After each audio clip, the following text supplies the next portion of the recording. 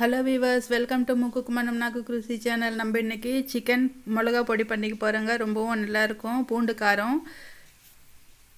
இந்த காரம் வந்துட்டு சாதத்தில் போட்டு சாப்பிட்றதுக்கும் ரொம்ப நல்லாயிருக்கும். தோசை இட்லிக்கும் நல்லாயிருக்கும். இது எப்படி பண்ணுறது பார்க்கலாமா? வாங்க கிச்சனுக்கு. முதல்ல கடாயை வச்சுக்கிட்டேங்க. ஸ்டவ் ஆன் பண்ணிக்கிட்டு அதுக்கு மசாலா வந்துட்டு லவங்கம், சோம்பு, பட்டை, கொஞ்சமாக தனியா எடுத்துருக்கேங்க. ஒரு 2-3 ஏலக்காய் எடுத்துருக்கேன். இது எல்லாத்தையும் போட்டு நல்லா இது மாதிரி வறுத்துக்கலாம்.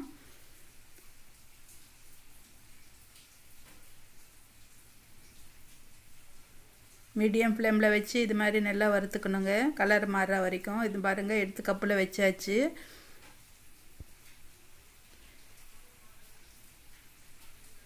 இப்போ அதே கடாயில் கொஞ்சம் எண்ணெய் விட்டுக்கலாம்.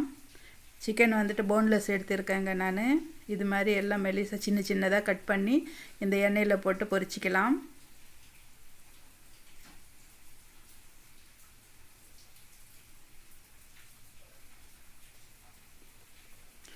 உப்பு போட்டுக்கலாங்க. இது மூடி போடாமல் பொரித்து எடுத்துக்கணும். மூடி போட்டால் தண்ணி விடுங்க. தண்ணி விட்டால் சீக்கிரமாக கெட்டு போயிடும். அதனால இது தண்ணி விடாமல் நல்லா இதே மாதிரி பொரிச்சிக்கலாம். இது பொரிஞ்சிக்கிட்டே இருக்கட்டும். இப்போ வந்துட்டு நம்ம பொடி பண்ணிக்கலாங்க. வறுத்து இருக்கிறோம் இல்லையா, அந்த தனியா எல்லாம் மசாலா அது போட்டு மிக்ஸி ஜாரில் ஃபஸ்ட்டு பொடி பண்ணிக்கலாம்.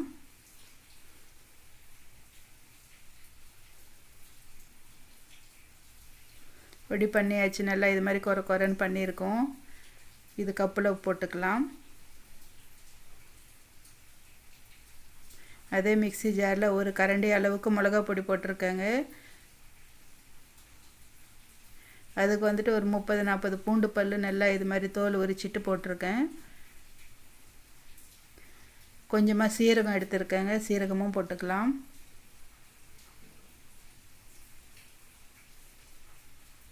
நல்லா அரைச்சி எடுத்து வந்தாச்சுங்க. பாருங்கள் இது மாதிரி.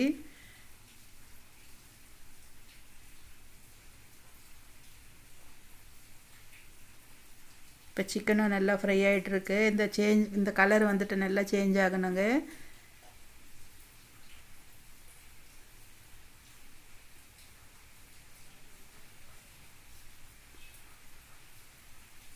நல்லா இது மாதிரி வறுத்துக்கணும். தண்ணி இல்லாமல் இருக்கணுங்க. அது வறுத்து எடுக்கும்போது நல்லா இது மாதிரி ட்ரையாக இருக்கணும்.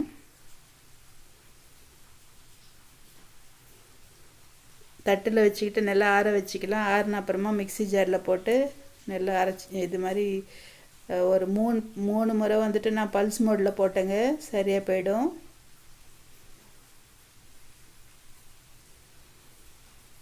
பாருங்கள், நல்லா சிக்கன் அரைச்சி எடுத்து வந்தாச்சு.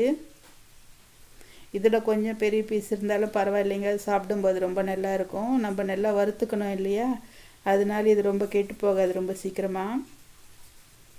அதே கடாயை வந்துட்டு இப்போது ஸ்டவ் ஆன் பண்ணியிருக்கேன். அதில் வந்துட்டு நம்ம இடிச்சுக்கிட்ட பூண்டு, மிளகா பொடி போட்டுக்கலாம்.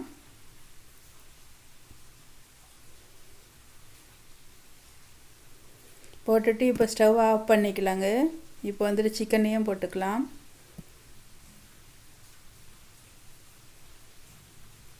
இப்போ அரைச்ச மசாலாவை போட்டுக்கிட்டோம். உப்பு பார்த்துக்குங்க. உப்பு வேணும்னா உப்பும் போட்டுக்கலாம். கொஞ்சமாக எண்ணெய் வேணும்னா கூட விட்டுக்கலாங்க. இந்த மசாலாலாம் நல்லா மிக்ஸ் ஆகணுன்னா கொஞ்சமாக இது மாதிரி கொஞ்ச நேரம் நல்லா இதே மாதிரி மிக்ஸ் பண்ணிக்கிட்டே இருந்தோம்னா நல்லா மிக்ஸ் ஆகிடும்.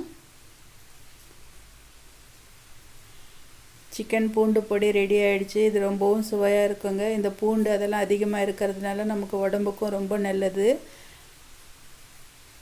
எடுத்து கப்பில் போட்டு பரிமாறிக்கலாம்.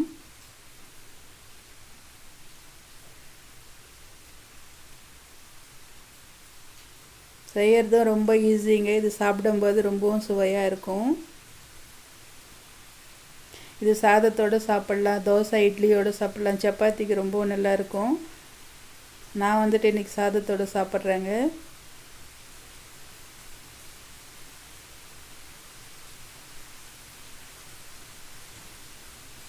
நல்லா இந்த மழை காலத்தில் இது மாதிரி காரமாக சாப்பிட்ணுன்னு இருக்கும். இது மாதிரி செஞ்சு சாப்பிடுங்க. ரொம்பவும் உடம்புக்கும் நல்லது. நமக்கு இந்த சளி இந்த தொந்தரவு கூட இருக்காது. இது மாதிரி பூண்டு எல்லாம் போட்டு செஞ்சோம்னா ஜுரம் இருந்தாலும் பறந்து போயிடும்.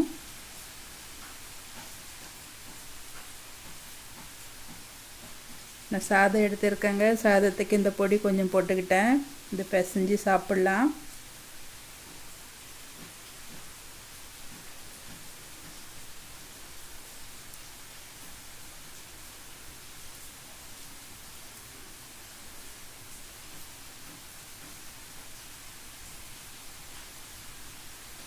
ரொம்பவும் சுவையாக இருக்குங்க. இதே மாதிரி நீங்களும் செஞ்சு பாருங்கள். ரொம்பவும் நல்லா இருக்கும். இது தோசைக்கும் சூப்பராக இருக்கும். பசங்களும் நல்லா விரும்பி சாப்பிடுவாங்க. ஓகே வியூவர்ஸ், நானும் இந்த சிக்கன் பூண்டு பொடியோடு என்ஜாய் பண்ணுறேன். நீங்களும் இதே மாதிரி செஞ்சு சாப்பிட்டுட்டு எப்படி வந்ததுன்னு கமெண்ட் செக்ஷனில் தெரியப்படுத்துங்க. லைக் பண்ணுங்கள், சேனலை சப்ஸ்கிரைப் பண்ணிக்கோங்க, உங்கள் ஃப்ரெண்ட்ஸுக்கு ஷேர் பண்ணுங்கள். ஓகே வியூவர்ஸ், பாய்.